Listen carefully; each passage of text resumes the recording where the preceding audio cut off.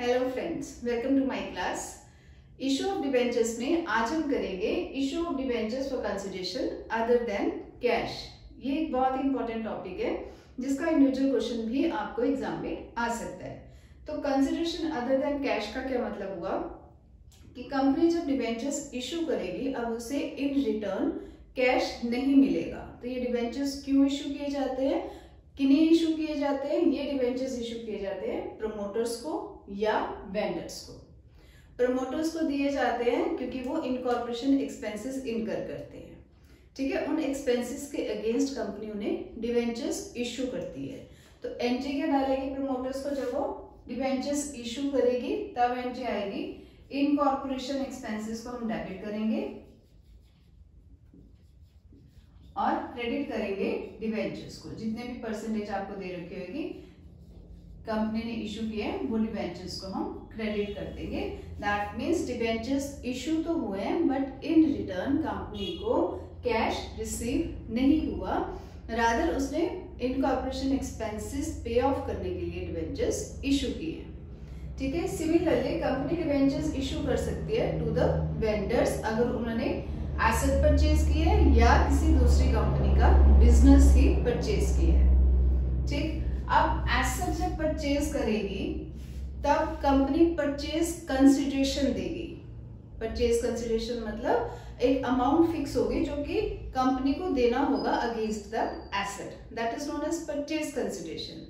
अब आपको purchase consideration की अमाउंट पता होगी बट नंबर ऑफ डिबेंचर्स आपको निकालने पड़ेंगे, ठीक है। तो नंबर ऑफ डिबेंचर्स आप कैसे निकालोगे? उसके लिए आपका फॉर्मूला होता है, अगर आपने number of debentures issued by company, ये निकालना क्यों पड़ता है हमें?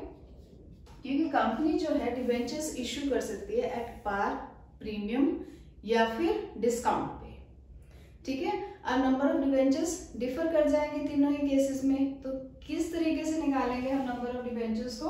हमारा फॉर्मूला क्या आएगा? Purchase consideration upon issue price. Issue price से क्या मतलब हुआ? इशू प्राइस से मतलब हुआ, सपोजिंग हम कहते हैं डिबेंचर की कॉस्ट है 100 रुपीज की, ठीक है। कंपनी उसे पार पे इशू कर रही है तो आपका इशू प्राइस क्या हुआ? 100 रुपीज, ठीक है। अगर यही प्रीमियम पे इशू कर रही है, 10 रुपए के प्रीमियम पे इशू कर रही है, तब आपका क्या बनेगा? 110। इशू प्राइस कितना बनेगा? 110। और वही अगर वो डिस्काउंट पे इशू कर रही है, डिस्काउंट मतलब 10 रुपए कम से इशू कर रही है, तब इशू प्राइस कितना होगा? 90, ठीक है। तो अगर हम सपोजिंग कहते हैं कि परचेज कंसिडरेशन है हमारी 99,000 की, ठीक है।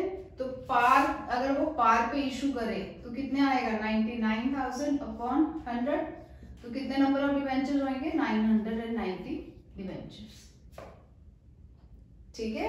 दूसरा अगर हम कहते हैं प्रीमियम पे इशू कर रही है तब कितने नंबर ऑफ डिबेंचर्स बनेंगे? अपॉन 110 लिखेंगे, 900 डिबेंचर्स। और वही अगर वो डिस्काउंट पे इशू कर रही है तब हमारे नंबर ऑफ डिबेंचर्स कितने आएंगे? 99,000 डिवाइड बाय 90, 1100 डिबेंचर्स, ठीक है। तो नंबर ऑफ डिबेंचर्स जो इशू कर रही है वो तीनों ही केसेस में डिफर होंगे। अब नंबर ऑफ डिबेंचर्स इशू है, एंट्रीज भी हमारी डिफरेंट होंगी। एक क्वेश्चन के थ्रू करते हैं। तो कंपनी जब वेंडर्स को against an asset debentures issue करती है तब हमारी एंट्रीज क्लियर हो जाएगी। तो कंपनी जब एसेट परचेज करेगी तब एंट्री हम क्या डालेंगे? तब हमारी एंट्री आएगी एसेट अकाउंट को हम डेबिट करेंगे टू वेंडर, ठीक है। जैसे अभी हमने जो एग्जांपल ली थी उसमें हमने परचेज कंसिडरेशन कितनी ली है? 99,000। तो हम ये मान के चलते हैं कि एसेट की वैल्यू कितनी है? 99,000 की है, ठीक है। कि कंपनी ने कोई एसेट खरीदी amounting rupees 99,000 from the vendor. अब वेंडर को बजाय कि कैश देने के कंपनी क्या दे रही है? डिबेंचर्स। सपोजिंग अगर वो डिवेंचर्स इशू करती है पार पे, ठीक है, तब हम एंट्री क्या डालेंगे, vendor account debited to debentures, जितनी भी परसेंटेज आपको दे रखी होगी ये एंट्री डलेगी, वेंडर टू डिवेंचर्स। अब इस केस में हमारे कितने नंबर ऑफ डिवेंचर्स हमने निकाले थे, 99,000 डिवाइड बाय 100 करके हमने निकाले थे 990 डिवेंचर्स। तो 990 इंटू 100 करके हम एंट्री डाल देंगे 99,000 से, ठीक है। ये तो था जब पार पे करती है। अगर सपोजिंग मैं कहती हूँ प्रीमियम पे करती है, तो अभी हमने नंबर ऑफ डिवेंचर्स निकाले थे, कितने थे, 900, ठीक है। तब क्या एंट्री होगी, फर्स्ट एंट्री हमारी सेम ही रहेगी, सेकंड एंट्री पार के केस में ये बनेगी, प्रीमियम के केस में सेकंड एंट्री हमारी बनेगी वेंडर अकाउंट डेबिटेड। वेंडर का अकाउंट तो वेंडर को हमने देने 99,000 ही हैं, टू डिवेंचर्स, ठीक है। डिवेंचर्स में कितना लिखेंगे हम, कितने नंबर ऑफ डिवेंचर्स है, 900 डिवेंचर, और एक डिवेंचर की कॉस्ट कितनी है, 100 रुपीज, ठीक है। तो कितना बना 90,000 टू, अब प्रीमियम पे है इसलिए हम सिक्योरिटी प्रीमियम भी लिखेंगे, टू सिक्योरिटी प्रीमियम रिजर्व। कितने का आएगा आपका, 900 इंटू 10, प्रीमियम कितने का है, 10 का, that will amount to rupees 9,000, ठीक है। ये है अगर प्रीमियम पे। और अगर सपोजिंग डिस्काउंट पे हो, फिर सेकेंड एंट्री हमारी कैसे डलेगी, अब नंबर ऑफ डिवेंचर्स कितने हमने निकाले थे, 110 डिवेंचर्स, ठीक है। तब हम एंट्री डालेंगे vendor account debited discount on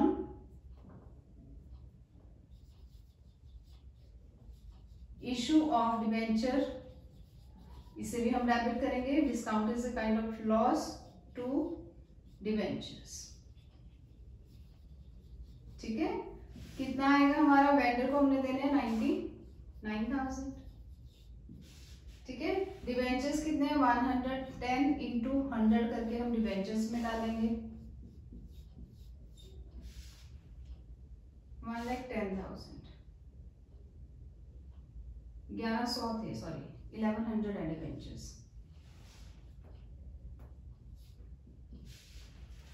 ठीक है। और डिस्काउंट कितना है, 1100 इंटू 10,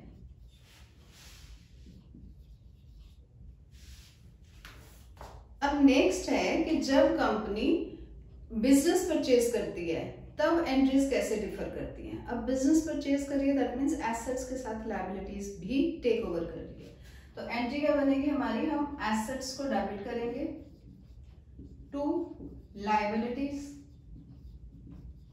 और आएगा टू वेंडर, ठीक है। अब इस एंट्री में एक चीज का ध्यान रखना है, कई बार क्या होता है आपकी क्रेडिट साइड ज्यादा होती है और डेबिट साइड कम होती है। अब डेबिट और क्रेडिट को इक्वलाइज करने के लिए हमें जितना भी डिफरेंस आएगा, डेबिट में जितना भी डिफरेंस होगा वो हम ट्रांसफर कर देंगे गुडविल में, ठीक है। अगर क्रेडिट साइड ज्यादा है और डेबिट साइड कम है तो डिफरेंस को हम लिखेंगे गुडविल में। और अगर इससे अपोजिट है, सपोजिंग एसेट्स ज्यादा है, डेबिट साइड ज्यादा है और क्रेडिट साइड कम है, तब हम डिफरेंस को लिखेंगे कैपिटल रिजर्व, ठीक है। एक चीज ध्यान रखना है, इन दोनों में से एक ही चीज आएगी, दोनों चीज नहीं कभी भी आएंगी, ठीक। फर्स्ट एंट्री हमारी ये डलेगी, सेकेंड एंट्री में हम क्या डालेंगे, vendor account debited to debentures, बाकी सारा कुछ वैसा ही होगा। ये एंट्री सेकेंड वाली एंट्री सेम पड़ेगी, नंबर ऑफ डिवेंचर्स आपको परचेज कंसिडरेशन अपॉन जितना भी आपका इशू प्राइस है उस हिसाब से आपको कैलकुलेट करना पड़ेगा, जैसे हमने एसेट्स के केस में किया है। और पार, प्रीमियम या फिर डिस्काउंट पे इशू करते हैं तो सेम तरीके से हमारी एंट्रीज पड़ेंगी। एंट्री फर्स्ट एंट्री में डिफरेंस आएगा, ठीक है। एक छोटा सा क्वेश्चन करते हैं तो ये टॉपिक भी हमारा क्लियर हो जाएगा। तो अब जैसे हमें क्वेश्चन कहता है X limited to cover assets of 7 lakh and liabilities of 60,000 of Y limited for the purchase consideration of 6,60,000. X Limited paid the purchase consideration by issuing 9% debentures of 100 each at 10% premium. Pass the journal entries. तब हमने क्या किया, सबसे पहले हम क्या करेंगे, assets को डेबिट करेंगे. एसेट्स टेक ओवर कर रहे हैं टू लायबिलिटीज.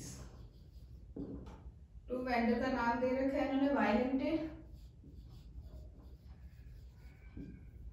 ठीक है, अब अमाउंट डाल रहे हैं हम. एसेट्स है हमारी 7 लाख की जो इन्होंने टेक ओवर की है, और लायबिलिटीज है 60,000 की. परचेज कंसिडरेशन आपको दे रखा है 6,60,000 का. ठीक है, अब इस केस में देखो लायबिलिटी साइड ज्यादा है 7,20,000 और एसेट कम है, तो बैलेंस ऑफ द अमाउंट हम किस में ट्रांसफर करेंगे, गुडविल में. तो हम गुडविल को डेबिट कर देंगे बाय ₹20,000. ठीक है, अब हम नंबर ऑफ डिबेंचर्स कैलकुलेट करें. नंबर ऑफ डिबेंचर्स किससे होते हैं, purchase consideration that is 6,60,000 upon issue price. Issue price कितना है, 100 का डिबेंचर है, 10 रुपए का प्रीमियम है, तो कितना बना 110. तो नंबर ऑफ डिबेंचर्स कितने हैं, 6,000 डिबेंचर्स. ठीक है, सेकेंड एंट्री हम क्या डालेंगे, वाई लिमिटेड को हम डेबिट कर देंगे with rupees 6,60,000 to 9% debentures to security premium. Premium पे इशू हो रहा है ना, तो सिक्योरिटी प्रीमियम तो आएगा. 9% डिवेंचर्स में हम कितना लिखेंगे, 6,000 इंटू 100 करके, और सिक्योरिटी प्रीमियम में 6,000 इंटू 10 करके लिखेंगे.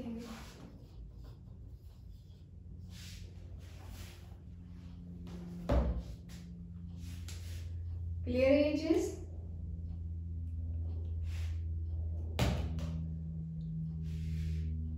तो एसेट्स हो चाहे बिजनेस परचेज हो, एसेट्स और बिजनेस परचेज में सिर्फ और सिर्फ फर्स्ट एंट्री में थोड़ा सा डिफरेंस आएगा, बट अदरवाइज इशू की जो एंट्रीज होंगी चाहे पार, प्रीमियम या डिस्काउंट पे हो, वो सेम ही रहेंगे. सबसे पहले यहाँ पे आपको नंबर ऑफ डिबेंचर्स कैलकुलेट करने पड़ेंगे और उस हिसाब से आप एंट्रीज डालोगे. होप आपको ये टॉपिक समझ आया होगा. If you like my video please do like, share and subscribe.